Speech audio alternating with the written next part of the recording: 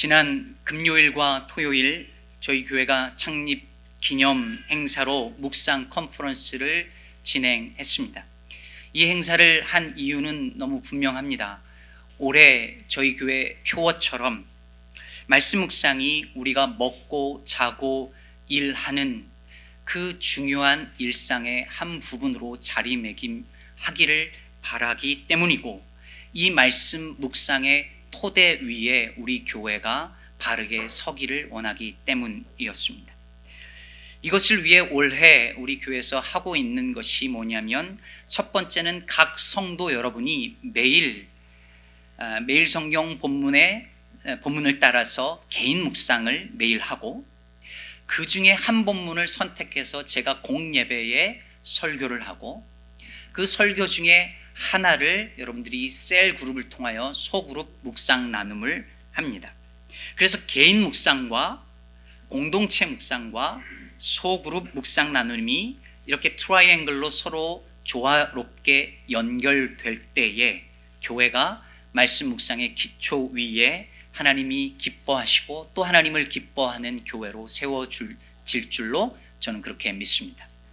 이런 취지를 살려서 저는 묵상 컨퍼런스 마지막 날이기도 한 오늘, 이번 한 주간 묵상 본문 중에 하나를 택해서 설교하려고 합니다. 제가 한 주간의 본문들 중에서 하나를 선택할 때에 고려하는 사항들이 몇 가지가 있는데요. 어느 본문으로 이번 주 설교를 할까 선택할 때 기준이 몇 가지 있는데, 그 중에 하나가 어느 것이 이번 주 본문 중에 가장 중요한가, 즉 한 주간 묵상한 본문들이 말하고자 하는 것을 가장 핵심적으로 보여주는 본문이 무엇인가를 선택하려고 애를 씁니다. 이번 주 본문들 중에서는 그게 뭐였을까요? 네, 하필이면 오늘 본문 창세기 22장 아브라함이 이삭을 바치는 이 이야기입니다. 솔직히 말씀드려서 이 본문은 피하고 싶었습니다. 왜냐하면 일단 이 이야기는 너무 잘 알려진 이야기라서, 제가 어제 강의할 때 강조했던 낯설게 읽기가 잘 안 됩니다. 여러분도 이 본문으로 설교를 많이 들어보셨을 터이고, 심지어 넌 크리스천들도 이 이야기를 알고 있지요. 게다가 더 큰 문제는 이 이야기가 매우 익숙함에도 불구하고 내용 자체가 이미 너무 우리가 받아들이기에 낯선 내용이고 이해하기가 어렵습니다. 어떻게 사랑의 하나님이 자기 자식을 제물로 바치라는 요구를 할 수 있느냐는 것이죠. 아마 여러분도 읽어보셨거나 혹은 들어는 보셨을 텐데, 리처드 도킨스라는 사람이 쓴 만들어진 신이라는 책이 있습니다. 이 책 이름이 보여주는 것처럼 리처드 도킨스는 신이 인간이 만든 거고 실제 신은 존재하지 않는다라고 주장해요. 에이티스트죠. 근데 이 사람이 로버트 피스크의 말을 빌려서 종교에 대해서 이렇게 말합니다. 누군가 망상에 시달리면 정신 이상이라고 한다. 그런데 다수가 망상에 시달리면 그걸 종교라고 한다. 그러면서 이 사람이 종교 때문에 세상에 일어난 수많은 문제들을 얘기해요. 911, 그리고 중세시대에 있었던 그 십자군 전쟁, 지금도 일어나는 종교 간의 갈등, 종교가 없었으면 일어나지 않을 많은 문제들을 이야기합니다. 이게 여러분 2006년에 나왔는데요. 이 책이 나오고 엄청난 베스트셀러가 됐습니다. 특히 청소년들이 이 책을 읽고 신앙을 버리기도 하고 이런 이야기들이 들립니다. 그런데 이 책에서 도킨스가 바로 오늘 살펴볼 이 본문 이야기를 다뤄요. 뭐라고 하냐면, 하나님이 아브라함에게 자식을 바치라고 한 이 이야기는 이렇게 표현합니다. 이 수치스러운 이야기는 아동학대이자 차일드 어뷰즈이자 비대칭적 권력관계에서 발생하는 핍박이다, 이렇게 말합니다. 그리고 도대체 이 이야기 속에 어떤 moral ethnic lesson이 있냐고, 도덕적 교훈이 여기 어디 있느냐고 묻는 거야. 그러면서 기독교인들이 그래도 막판에 이삭을 살려주지 않느냐라고 말하는 신의 그 톨러런스를, 그 관용을 주장하는 이 기독교인들의 변명을 비웃습니다. 그러니까 도킨스는 신이 존재하지 않고 기독교인들이 신에 대한 믿음을 가지고 있는 것을 얼마나 비합리적인 것이냐라고 그 증거를 제시하는데, 그 증거 중에 하나로 바로 오늘 본문 이야기를 제시하는 거죠. 그런데 이 주장에 대해 실제로 우리가 답을 하기 쉽지 않습니다. 기독교인인 우리도 사실 정도의 차이는 있지만, 여러분이 다 이렇게 거룩하게 믿는 척하고 계시지만 다 속으로 다 그런 생각 해보지 않았습니까? 어떻게 하나님이 이럴 수 있는가? 오늘 본문 이야기 속에 하나님은 이해되지 않습니다. 그래서 수많은 설교자들과 신학자들이 기독교 역사 2000년 넘는 세월 동안에 이 본문에 대해 나름의 대답을 하려고 애를 썼습니다. 그러나 그 많은 연구와 설교들 중에서 하나님의 의도가 무엇이었는지 100% 이해가 되도록 해준 건 제가 아는 한 존재하지 않습니다. 그래서 오늘 제가 그걸 한번 해보려고 합니다 라고 하면 그야말로 과욕이고 교만이겠죠. 미리 말씀드리건대 저도 잘 모르겠습니다. 잘 이해 안 됩니다. 다만 이 본문을 통해서 하나님께서 저와 우리 모두에게, 우리 공동체에게 주시는 하나의 메시지 정도 전할 수 있을 것 같습니다. 오늘 본문에 대한 전형적인 이해 중에 하나는 이런 것입니다. 하나님이 아브라함이 하나님을 더 사랑하는지 이삭을 더 사랑하는지 알아보려고 시험했다는 거예요. 여러분, 아브라함이 100세가 돼서 낳은 아들 이삭을 얼마나 예뻐했을까요? 제가 아는 목사님이 저랑 나이가 비슷한데 얼마 전에 늦둥이를 봤는데 얼마나 귀엽고 얼마나 예뻐하는지 모릅니다. 근데 100세가 돼서 낳았어요. 오죽했겠습니까? 얼마나 사랑스럽고 예뻤겠어요. 근데 어느 순간 그렇게 예뻐하고 사랑하다 보니까 아브라함에게 이삭이 하나님보다 더 사랑하는 우상이 됐다는 거예요. 그래서 하나님이 그 이삭을 나한테 바치라 하는 시험을 했다는 거죠. 저는 고등학교 때 이 본문을 가지고 큐티를 하면서 생각했습니다. 내가 하나님보다 더 사랑하는 건 뭔가? 나의 이삭은 뭔가? 특히 제가 아이를 갖고 나서부터 이 본문이 늘 신경 쓰였습니다. 혹시 내가 하나님보다 내 아들을 내 딸을 더 사랑하면 어떡하지? 그랬다가 하나님이 나한테 우리 아들 딸 바치라고 하면 어떡하지? 이게 신경 쓰이는 거예요. 그래서 어떤 부모들은 자식을 사랑하는데 하나님보다 살짝 덜 사랑하려고 꽤 애를 씁니다. 너무 예쁘고 사랑스럽다가도 이러면 안 되지, 하나님을 더 사랑해야지, 얘는 조금 덜 사랑해야지 라고 마인드 컨트롤을 합니다. 실제로 이 본문 때문에 그런 강박이 조금씩 다 있습니다. 여러분, 정말 하나님이 그걸 시험하시려고 했을까요? 하나님이 아브라함에게 아들을 선물로 주시고 나서 내가 좋지만 네가 날 더 사랑하는지 네 아들 더 사랑하는지 한번 시험해 봐야 되겠다, 네 아들 나한테 바쳐봐, 바칠 수 있으면 네가 나를 더 사랑하는지 내가 인정해 줄게, 이러실까요? 우리가 믿는 하나님이 그렇게 유치한 하나님이실까요? 만일 제가 평일날 여러분이 바쁜 회사 간 시간에 전화를 걸어서 집사님, 저 교회 와서 제 책상 좀 이쪽으로 좀 치워주시죠, 그걸 치우시면 집사님이 교회를 얼마나 사랑하시는지 제가 알겠습니다. 그러면 아마 여러분이 제 책상을 아주 치워버리실 것 같습니다.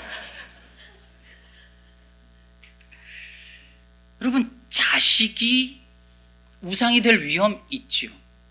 그걸 경계해야 되지만, 그렇다고 하나님이 너 자식을 나한테 바치면 네가 나를 더 사랑하는지 내가 그때 인정해 주겠다 하시겠냐는 것이죠. 만약에 그렇다면 우리는 늘 언제나 혹시 하나님이 내가 정말 사랑하는 걸 빼앗아가지 않을까 늘 그 두려움에 살아야 하지 않겠습니까? 이런 이해에 또 다른 문제점이 있습니다. 자식을 바치는 소위 인신제물, 인신제사는 하나님이 본래 원하지 않는, 하나님이 극도로 혐오하신 제사 방식이었다는 것입니다. 고대 근동사회에서는 본래 자식을 신에게 바치는 인신제사가 종종 일어났었습니다. 우리나라에도 있었죠. 아시죠, 여러분? 심청전. 효녀 심청이 아버지 신봉사의 눈을 띄워주기 위해서 부처님에게 빌기 위해서 공양미 300석이 필요한데 어느 날 듣자 하니 바닷가에 자꾸 배들이 뒤집히는 사고가 있어서 용왕님을 달래주기 위해서는 인신 제물이 필요하다는 얘기를 듣고 그 인당수에 몸을 던지죠. 신의 분노를 달래거나 만족시키기 위한 제물이 된 것입니다. 이런 의미에서 미국 함대를 향하여 목숨을 아끼지 않고 날아갔던 일본의 가미가제 특공대 역시 마찬가지입니다. 일본이라는 국가를 위해 제물이 되어진 것이죠. 국가가 신이 된 것입니다. 이런 인신제물의 관습이 심지어 유대 사회에도 있었어요. 성경에 자주 언급이 되는데 몰록 혹은 몰렉이라고 불리우는 신에게 자기 자식을 불에 태워서 바치는 일을 유대인들도 했다는 이야기입니다. 그래서 하나님이 이걸 행하는 자를 찾아서 잡아 죽이라고까지 명령하신 기록들이 성경에 나옵니다. 그런데 하나님이 지금 아브라함에게 하나님이 그토록 싫어하시는 이방 종교의 인신 제사를 하라고 요구하시는 것입니다. 하나님의 자기 모순이죠. 하나님의 성품과 정반대되는 일을 하라고 지금 시키는 것입니다. 이해할 수 있을까요? 이해할 수 없는 게 또 있습니다. 여러분, 우리가 창세기 12장부터 아브라함의 이야기를 쭉 지금 계속 살펴보고 있는데 12장에서 아브라함을 부르실 때부터 하나님이 아브라함에게 하신 약속이 있었죠. 그 중에 가장 중요한 것은 아브라함의 후손에 대한 약속이었습니다. 내가 너에게 자식을 줘서 후손을 잇게 하겠다.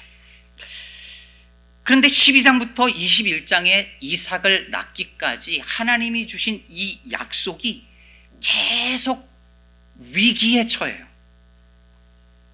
계속 그 약속이 아브라함이 사라를 자기 누이라고 속여서 다른 왕들이 취함으로 말미암아 자식을 낳을 수 없게끔 되어지는 위기 상황이 발생합니다. 그뿐이 아니죠. 아브라함이 그의 종이었던 엘리에셀을 통하여 후사를 이으려고 한 시도라든지 하갈의 몸종 하갈이 이스마엘을 낳으면서 이 하나님의 약속이 또다시 위기에 봉착합니다. 근데 여러분 보세요. 이런 여러 차례의 약속의 위기는 아브라함 때문에 생긴 거예요. 아브라함의 믿음 없음 때문에 하나님이 주신 약속이 위기에 빠진 거죠. 근데 하나님이 어떻게 하세요? 그때마다 개입하시잖아요. 하나님이 개입하셔서 아브라함이 저질러 놓은 실수를 다시 바로잡으시면서 그 약속이 성취되도록 하시죠. 그리고 마침내 이삭이 태어나면서 그 약속이 이루어집니다. 그런데 오늘 본문에서 하나님이 그 약속의 성취이자 상징이었던 이삭을 제물로 바치랍니다. 이게 뭘 의미할까요? 하나님이 그렇게 하나님 스스로 지키려고 했던 그 약속을 하나님 스스로 위기 상황으로 몰고 가고 있다는 것이죠. 하나님이 약속의 성취를 스스로 위협하고 계세요. 이건 역시 엄청난 하나님의 자기 모순이죠. 여러분, 그런 의미에서 오늘 이야기는 아브라함의 faithfulness, 아브라함의 신실함에 대한 시험이라기보다 저 깊은 곳에 하나님의 신실하심에 대한 시험이 깔려져 있는 것입니다. 하나님은 과연 이방 종교신들과 다른가? 하나님은 약속을 지키시는 하나님이신가? 아니면 그 약속을 스스로 위협하고 깨뜨리는 하나님이신가에 대한 테스트를 하나님이 지금 받고 계십니다. 이렇게 오늘 본문에 나타난 하나님이 이해하기 어렵기 때문에 사람들은 이제 포커스를 누구에게 맞추냐면 아브라함의 믿음과 이삭의 순종에 맞춥니다. 그럴 수밖에 없는 게 오늘 본문 전까지는 아브라함의 믿음이 오르락내리락해요. 이 믿음의 조상 맞아 할 만큼 오르락내리락해요. 그런데 오늘 본문에 이르러서야 아브라함이 정말 믿음의 조상다운 완벽한 믿음의 모습을 보입니다. 본문을 보면 이삭을 바치라는 명령을 받고 3절에 보니 아브라함이 아침에 일찍 일어났다고 말합니다. 바로 순종하는 거죠. 그리고 나귀의 안장을 지우고 두 종과 함께 이삭을 데리고 번제에 쓸 나무를 가지고 모리아 산으로 갑니다. 몇 명이 간 거예요? 4명이 갔습니다. 모리아 산은 지금의 예루살렘입니다. 거기를 향해 가는 거예요. 여기서 잠깐 곁나가는 이야기지만 오늘 본문에 보면 아브라함의 아내 사라 이야기가 하나도 없습니다. 자기 아들을 잡아 죽이는 일을 하러 가는데 아내랑 상의 한마디도 없이 하고 갔던 것일까요? 그래서 남자분들이 이걸 큐티하면서 굳이 아내랑 상의할 필요 없다, 이렇게 적용하시면 안 된다고 제가 어제 말씀을 드렸었죠. 자, 이제 3일 길을 걸렸습니다. 실제로 헤브론에서 예루살렘까지 쭉 걸어가면 약 3일이 걸린답니다. 근데 그 근처에 이르러서 아브라함이 종들에게 나귀와 함께 여기서 기다리라 이렇게 말을 하죠. 그리고 5절 후반부에 보면 이렇게 말합니다. 5절 후반부 보실까요? 내가 아이와 함께 저기 가서 예배하고 우리가 너희에게로 돌아오리라. 여러분, 분명히 이삭을 바치라는 명령을 받고 올라가는데 뭐라고 말하냐면 우리가 돌아올 것이라고 말합니다. 나 혼자 올 거라고 말하지 않고 우리가 온다라고 말을 하고 있어요. 그러니까 아브라함이 지금 누구와 함께 돌아올 것을 생각하고 있다는 거예요? 이삭과 함께 돌아올 걸 생각하고 있다는 거죠. 그래서 히브리서 11장 19절에서 히브리서 저자는 이걸 이렇게 해석했습니다. 그가 하나님이 능히 이삭을 죽은 자 가운데서 다시 살리실 줄로 생각한지라. 즉 아브라함이 그렇게 순종할 수 있었던 것은 내가 이삭을 죽일지라도 하나님이 살리실 것이라는 부활의 믿음이 있었다는 것이죠. 네, 오늘 본문을 보면 아브라함에게 그 믿음이 있었던 것 같고 성경은 그렇게 또 해석합니다. 그러나 여러분, 아브라함에게 그런 믿음이 있었다고 하더라도 그게 그렇게 쉽고 간단한 문제였을까요? 뭐 어차피 살려주실 거니까 뭐 아들 죽이는 것쯤이야. 그렇게 쉬웠을까요? 그럼 다시 한번 생각해 보시죠. 아브라함이 그 약속을, 그 명령을 받고 아침에 일찍 일어나기 전까지 밤새 아브라함은 무슨 생각을 했을까요? 그날 바로 죽이라는 것도 아니고 3일 길을 걸어가면서 자식과 함께 걸어갈 때 아브라함의 마음은 어땠을까요? 수백 번, 수천 번 돌아가고 싶지 않았을까요? 이삭이 번제나무를 지고 산으로 올라가요. 여러분, 이 당시 이삭은 나무를 지고 산에 올라갈 수 있을 만큼 이미 나이가 꽤 든 청소년쯤 되었습니다. 그 이삭이 아버지에게 묻습니다. 아버지, 불과 나무는 있는데 번제할 양은 어디 있나요? 여러분, 이 질문을 아브라함이 받을 때 그 마음이 어땠을까요? 찢어지지 않았을까요? 부활의 믿음이 있으니까 뭐 이 정도쯤이야, 그랬을까요? 그런 게 믿음일까요? 사람들은 아브라함의 순종만이 아니라 이삭의 순종에도 주목합니다. 장성한 이삭을 아브라함이 결박해 놓고 제단에 놓고 누르면서 칼로 치는 건 사실 100세가 된 아브라함에게 불가능한 일이죠. 할 수 없습니다. 이삭이 가만히 있지 않으면 못하는 일이죠. 이삭이 순종하지 않으면 할 수 없는 일입니다. 그런데 오늘 본문에 그 어떠한 저항도 있었다는 말이 없는 것으로 보아 이삭이 묵묵히 순종한 것 같습니다. 그런데 여러분, 그렇다고 그게 정말 괜찮았을까요? 자신의 아버지가 자기를 결박하고 칼을 들어서 내리치려는 상황을 목격한 거예요. 쳐다본 거예요. 여러분 생각해 보세요. 자기 아버지가 칼을 들어 내리치려는 거를 사춘기 아이가 봤어요. 설령 믿음으로 순종했다고 하더라도 정말 괜찮았을까요? 5절에 보면 아브라함이 내가 아이와 함께 저기 가서 예배하고 우리가 너희에게로 돌아오리라 합니다. 함께 간다고 말하고 우리가 돌아온다고 말하죠. 6절 후반부에도 보시면 두 사람이 동행하더니라고 말하면서 아버지와 아들이 같이 간 걸 강조합니다. 8절 후반부에도 보면 두 사람이 함께 나아가서 라고 계속 5절부터 8절까지 이 두 사람이 함께 가는 걸 일부러 몇 차례 단어를 반복하면서 사용해요. 그런데 오늘 이야기가 끝나는 19절 마지막에 보면 이렇게 기록합니다. 이에 아브라함이 그의 종들에게로 돌아가서 함께 떠나 브엘세바에 이르러 거기 거주하였더라. 누가 안 보이나요?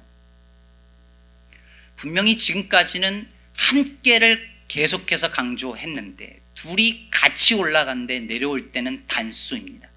아브라함만 내려와서 종들과 함께 브엘세바로 갑니다. 결말에 이삭이 없습니다. 어떻게 된 것일까요? 성경은 그 부분에 대하여 말하지 않습니다.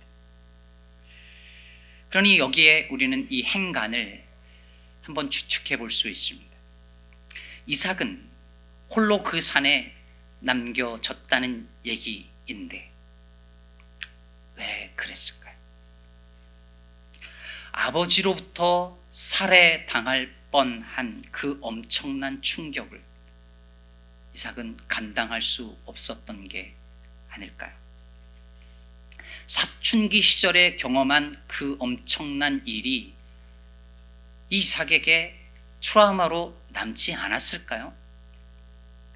그러면 오늘 본문 바로 뒤에 23장에 가면 무슨 얘기가 나오냐면 이삭의 어머니 사라가 죽는 얘기가 바로 나옵니다.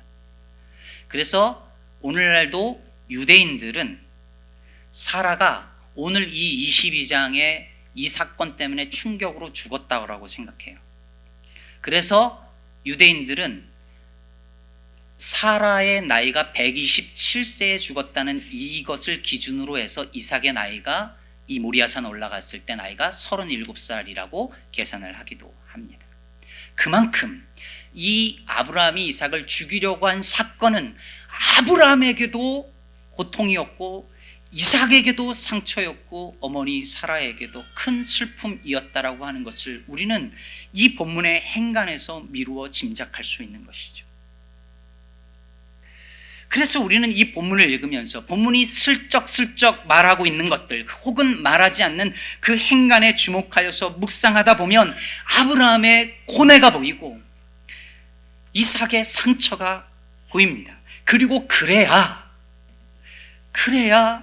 이 본문 이야기 속에 담겨져 있는 다 표현되지 않는 하나님의 마음에도 한 발자국 더 가까이 가 닿을 수 있는 것이죠.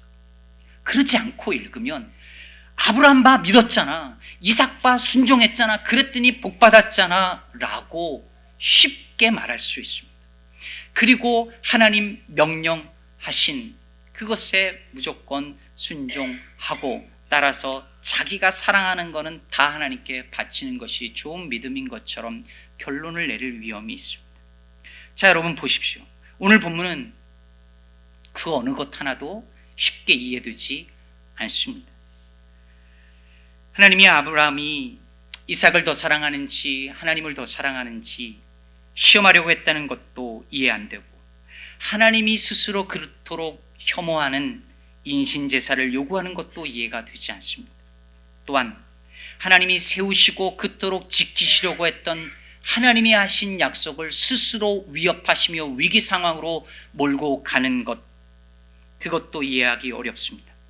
아브라함과 이삭의 믿음과 순종이 빛나고 아름답고 그리고 배우고 싶긴 하지만 그 안에 담긴 아픔과 고뇌와 상처, 그것을 생각할 때 우리도 이렇게 명령의 믿음으로 순종하면 복을 받는다라고 말하는 것도 석연치 않습니다. 그래서 사랑하는 여러분, 저는 이 본문을 예수 그리스도를 빼놓고서는 해석할 수가 없습니다.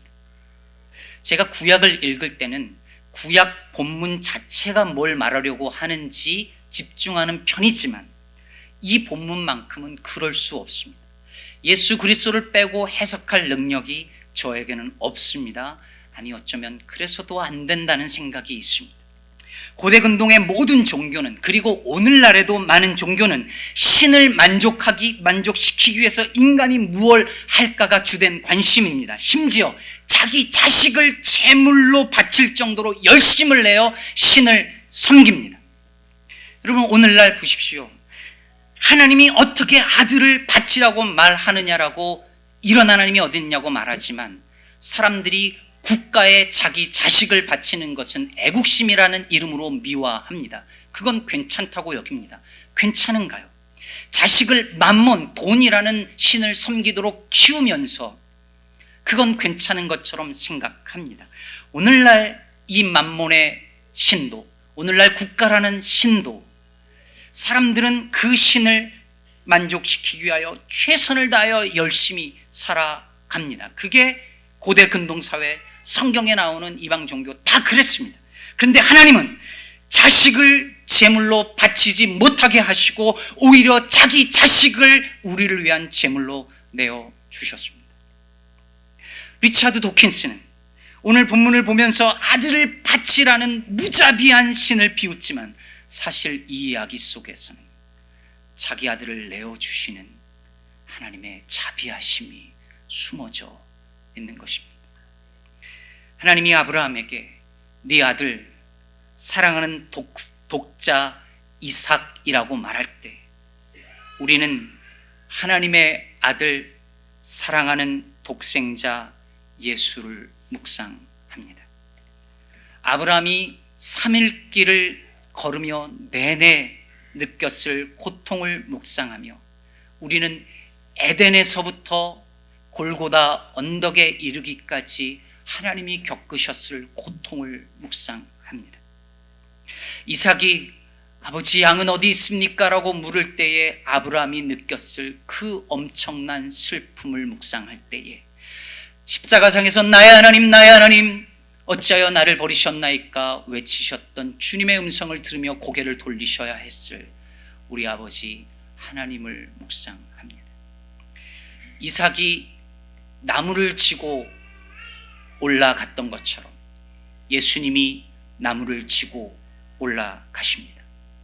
이삭이 순종했던 것처럼 예수님이 순종하십니다.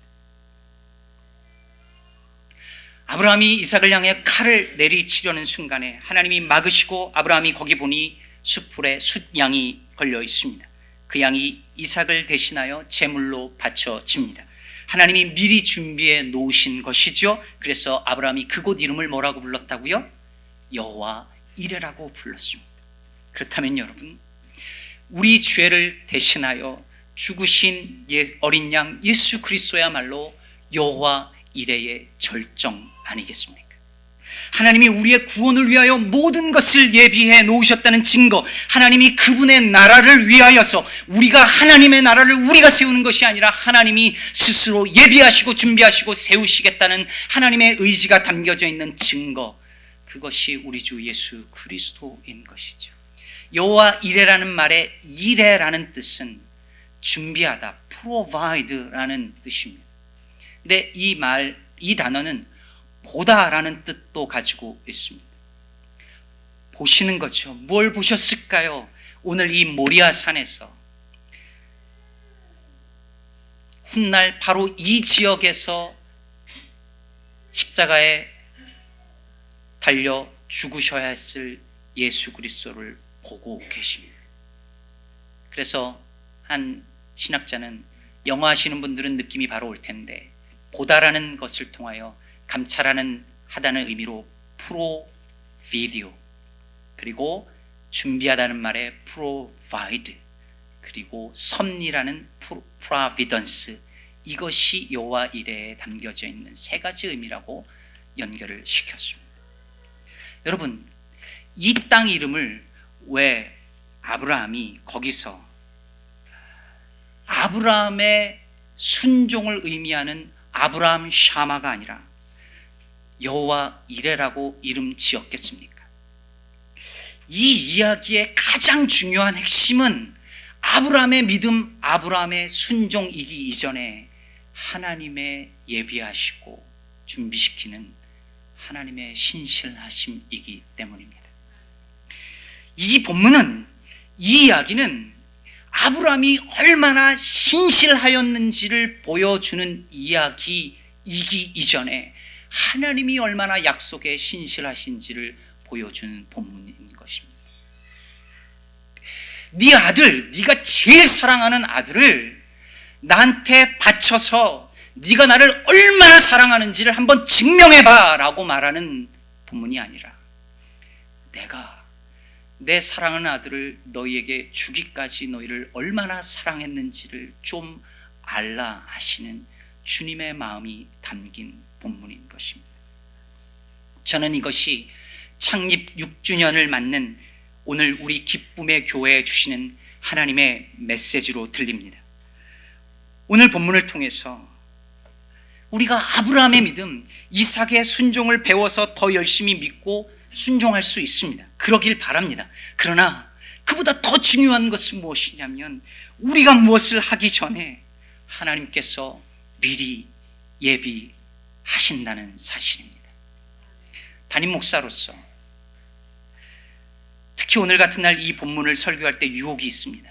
그러니 성도 여러분, 제발 좀 순종 좀 더 하시라고, 믿음으로 충성을 다하시라고, 죽기까지 충성하시라고, 아브라함 보라고 이삭 보라고 이렇게 설교할 수 하고 싶은 유혹이 있습니다. 그러나 여러분, 그게 중요하지만, 그게 안 중요하다는 게 아니라 중요하지만, 그보다 더 중요한 것은 하나님이 우리를 얼마나 사랑하시는지 믿어야 한다는 것입니다. 양은 어디 있느냐는 이삭의 질문에 아브라함이 8절에서 이렇게 대답합니다. 어린 양은 하나님이 자기를 위하여 친히 준비하시리라. 누구를 위하여? 자기를 위하여.